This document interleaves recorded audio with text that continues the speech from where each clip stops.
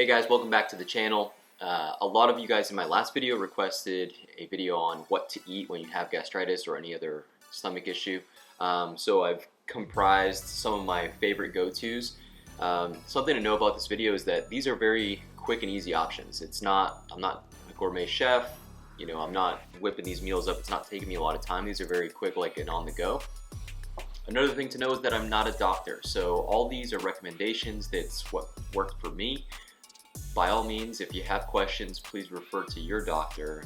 This is just what worked for me and some recommendations that I have. So the first thing that I want to talk about is getting your mindset around what's going on. Obviously, when you have gastritis or any other stomach issue, your stomach is inflamed, right? And so it's injured.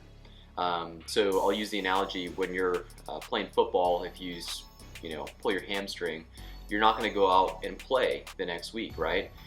Same thing applies to your stomach. If you injure your stomach, you don't want to keep putting bad stuff in there that's going to aggravate it and make it more and more stressed and more inflamed.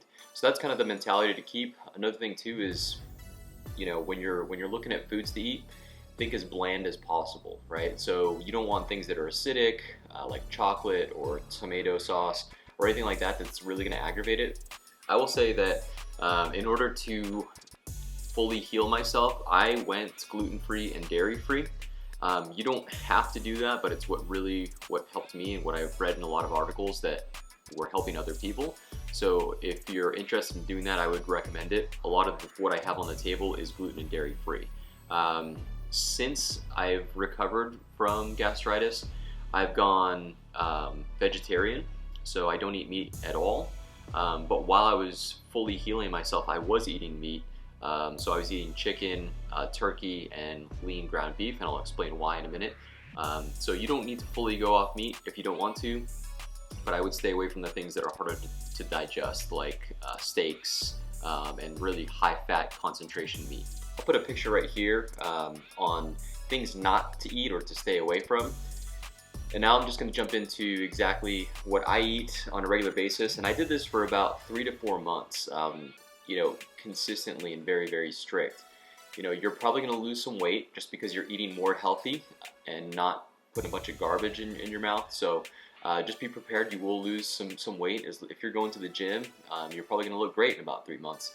So you can thank me later. But I stayed very strict to this diet for 3 months. I did not deviate. And yeah, it's not the best tasting, but you need to recuperate, you need to heal yourself. So these are the things that I ate. I'll start off with what I did for breakfast. So for breakfast, really, there are two main things that I ate, and that is this steel cut oatmeal. So steel cut oatmeal is great. It's very bland. You just put some water in this packet, put it in the microwave for a couple minutes, and boom, it's done and ready to go, and it fills you up great. Another thing that I ate is these new RXAM oats. So in this, I'll see if I can scoot it up for you. But it's got 1 egg white, 9 almonds, 1 date, 1/3 of a cup of oats, and no BS. So these are great. This is an all-in-one breakfast, and usually I could get through maybe half to 3/4 of this when I was fully, feeling not so well. But it's a great all-in-one breakfast, gives you protein, carbs, everything you need, and it's easy on the stomach, so it really helped me out. Another thing that I ate for breakfast a lot with my oatmeal was egg whites. So egg whites are great. And a lot of people are like wondering, should I eat eggs? Should I not? It's not on this list, but it's on this list. I had no problem with egg whites. Where I started to run into issues was full-on eggs with the yolk. So I would say stay away from full eggs, but if you want to do egg whites with some oatmeal, that's a great breakfast. Another thing that you can try is these gluten-free blueberry muffins. So I eat these from time to time. They're fairly expensive, they're gluten-free, they're found in a freezer, so they're kind of a pain to get to. But once in a while, like once a week, if you want to treat yourself to a muffin, these are a great option. So for lunch, I would be a combination. So you can do tuna, you can do chicken, or turkey, right? So I did oven roasted turkey breast. Super simple. It just comes in this little lunch meat packet. You just pull it out, rip a couple pieces out. Same with the tuna. And then I couple it with my go-to. This is minute rice. So you can find minute rice in the rice aisle. Literally, you just take off this top, put it in the microwave for 1 minute, and it's done. Like, it is the easiest thing. This was like the staple of most of my meals. It really helped me out. It's just white rice. It's very bland, very easy to eat, healthy and easy on the stomach. So I would couple, these two together, get some tuna and some rice, or some tuna and some turkey. And again, it's not a gourmet meal, right? But it's going to help you in your process. It's going to keep you full and fed. Another thing you can do too, if you want to make a sandwich. So this is Goodies, I guess is the name of the brand, but they make a gluten-free bread. So if you want to couple this with some turkey, it's a great option for a sandwich. If you cannot live without cheese, there is a great option. So this you can find in your produce aisle. It's next to the tofu usually. So buy all the fruits and vegetables, but it's called Go Veggie, and this is a vegan cheese. There is no dairy, no GMO, no gluten, so this is a great option. If you want to have some cheese, kind of sprinkle this in with your rice and your turkey. Again, not a lot of it because it'll slow you down, but it is a great option if you want to have some flavor in there. Another thing too that I could eat for lunch or dinner is these Dr. Prager's California veggie burgers. So I was eating these veggie burgers. You can also do, like a black bean based veggie burger if you want to, but these are a great option. There's no gluten, there's no dairy in them, so you can just pop them right on the grill or frying pan or toaster and just eat them along with like a gluten-free bread or a gluten-free bun, and it was phenomenal. They taste really good, and honestly, sometimes better than regular hamburgers. So another thing you can do is gluten-free pasta. Gluten-free pasta is going to fill you up. Again, it's not going to be that hard on the stomach. It's pretty bland. Do not use tomato sauce with the pasta. Just leave it plain. I know it's not the best tasting, but it's what's going to get you through this. You can couple that with some ground turkey. So I would just put a little bit of ground turkey in there, and it tastes pretty good, honestly. Then if you want to do some veggies and add some, I got this fajita vegetable blend. Again, when you're eating for gastritis, you don't want to have too many raw vegetables or fruits.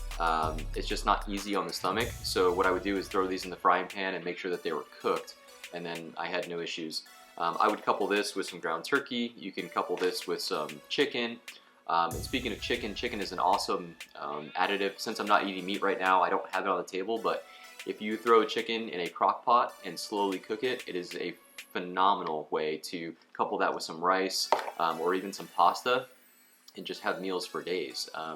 So again, a lot of this, having gastritis is not the most pleasurable thing, and it kind of sucks. You don't know what to eat. I would make meals for a few days so that it didn't inconvenience me, and it was just filling, so I could have a cup of rice and chicken, and I would feel full for the next like 3 or 4 hours until dinner time or whatever. If you're really looking to get crazy, there's a couple options for some pizza. I would not really eat pizza until about 3 months down the road, until you're like feeling a lot better. But again, you can get a gluten-free pizza crust right here. You can sprinkle the vegan cheese on it with some like vegan butter, and you can have a semi-cheese pizza on there. Again, it's not going to taste as good. Don't use tomato sauce, but it is a good option if you're looking to get pizza. And then I've recently started eating these. These are fire roasted vegetable gluten-free pizzas, and they are dairy-free as well and soy-free. It does have tomato sauce on it, again, so don't eat this within the first 3 months or even while you're healing. This is for down the road, but it's a good option later on. Now you're probably wondering about flavoring, and that is the biggest thing that sucked for me, is flavoring any of this stuff. It just tasted very, very bland. What you can do is get some, this is roasted red pepper, so don't get this one, but just get a plain hummus. What you can do is get a small amount of hummus, spread it on the top of the bread, or kind of mix it in with your pasta, your chicken, your turkey, just a little bit. It's going to give it that flavor. It's not hard on the stomach, and it's going to up your fiber content, which is going to kind of keep you regular, which is super important. So hopefully that video helped. This is just a little bit of what I ate, but it was my main staples. Like, I didn't deviate too much. I didn't get crazy. When you're going out to restaurants, it's very hard to order. But if you just think in your mind, keep it bland, keep it simple, keep the acid away from my stomach, because pouring acid on your stomach is going to corrode it even further. So stay away from high acidic things, and just eat as plain as possible until you're healthy. Again, this is kind of a blessing in disguise, because you're going to lose some weight and you're going to feel a lot better once you do it. So those are all my tips. If you have any questions, as always, I'll answer them in the comments below, and have a great day.